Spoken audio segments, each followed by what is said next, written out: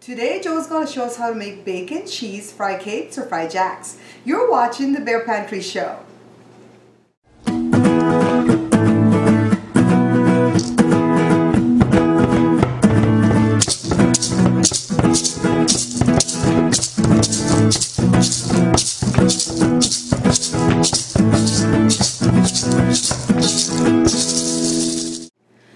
Alright guys, so I've been kind of out of the loop for the past 8 days with some type of a bug, and this is the first time I'm back in the kitchen. This is only like my second day in my recovery, and so Joe decided this morning he was going to make these fry cake or fry jacks, and so I videotaped him while he did it, and I just want to basically show you guys what he does to make this wonderful breakfast treat. So go on ahead and take a look first of all with what he starts off with, alright?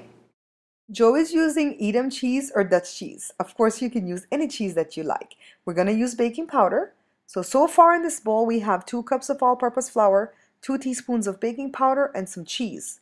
He's using my bacon wave to cook a few strips of the bacon in the microwave.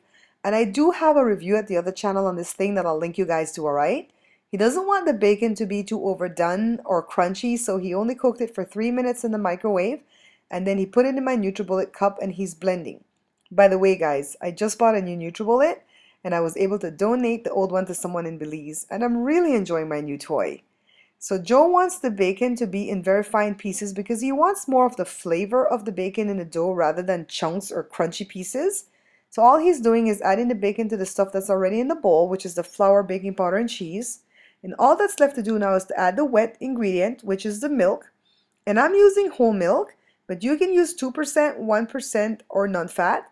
You can also use water to make the fry cake or the fry jack, but keep in mind if you do that, the dough will become very stiff, alright?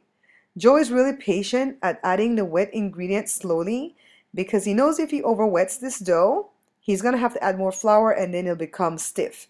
We're adding more milk and we're measuring because we want to tell you guys how much we ended up using. So we add a little bit and now it's all worked in. Look at his beautiful dough. He only ended up using 6 ounces, okay? So look, the countertop is not even floured. Now he's cutting them into serving size pieces, and he got 9 pieces, which means you can feed 9 people if they're not too hungry or greedy, all right? But if your guests are hungry or your family's hungry, this can only feed like 5 people. So now he's rolling them flat as he can go with the rolling pin, and I do realize that a lot of us have issues rolling it into a perfect circle, so don't worry if it's not perfect, all right? So he's cutting this piece in 2, and then cutting slits into it. Look how gorgeous the dough look, guys. Look at the bacon bits in it. Beautiful. Now all that's left to do is to cook them. So he's frying them in hot oil. This is about 2 cups of canola oil in this big skillet. And he's got 2 ready that he's putting butter on, and that's what you want to do. You want to butter them right away and then cook the rest on each side until they're goldeny brown. So you got to flip them over and then eat. Look at Joe. He's eating without us already. Come on, Joe, tell us how it tastes. Bacon, cheese, fried jack. And we used Dutch cheese. We use Dutch cheese. You could use any cheese that you want. All right. So give it a try. So what are you eating with? You eating with scrambled eggs? I'm eating it with sunny side up. No, over easy. Eggs over easy. Yeah.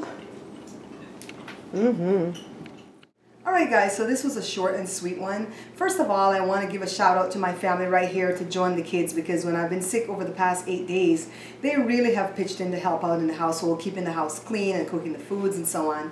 And for a while there, I didn't even think I'd be able to see again to edit because whatever this bug was kind of messing around with my eyes. And so I'm just really grateful that I can be in the kitchen right now, even in front of the cameras and the lights, to talk with you guys. And I want to thank Joe for doing this video for me this morning. He did all the hard work, and basically this stuff came out good.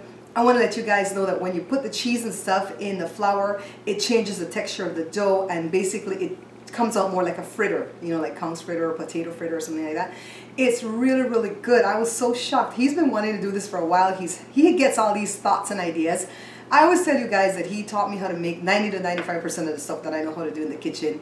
And even now when I need help, I'll go and say, taste this. What's in there? Tell me the secret ingredient. He's really good at tasting this stuff. So I really appreciate that he did this. If you guys like the video, hit like below for me. Share it with your friends and family. I want to give a shout out to this gentleman, Mr. Frank or Francisco Enriquez. Thank you so much for the phone call. He called me the other day. He just found my show and he spoke a blessing over my life, and I really appreciate it. He prayed with me on the phone so that I can get better, and I'm feeling so much better. So hopefully in the next video, Jada promised me she's going to help me on the next video until I'm restored to full health. I want to thank you guys for all your love and support, and I want you to take care of yourself. And until I see you again, take care. Look who's waiting. The killers are waiting. Willow, where are you? The killers are waiting for their Fry Jacks too. They like Fry Jacks too. They're Belizean dog. Creole. They're Creole dogs. Look at them. Come, you gotta get the piece. Come on, Diamond. Come on, Willow. Really fix that.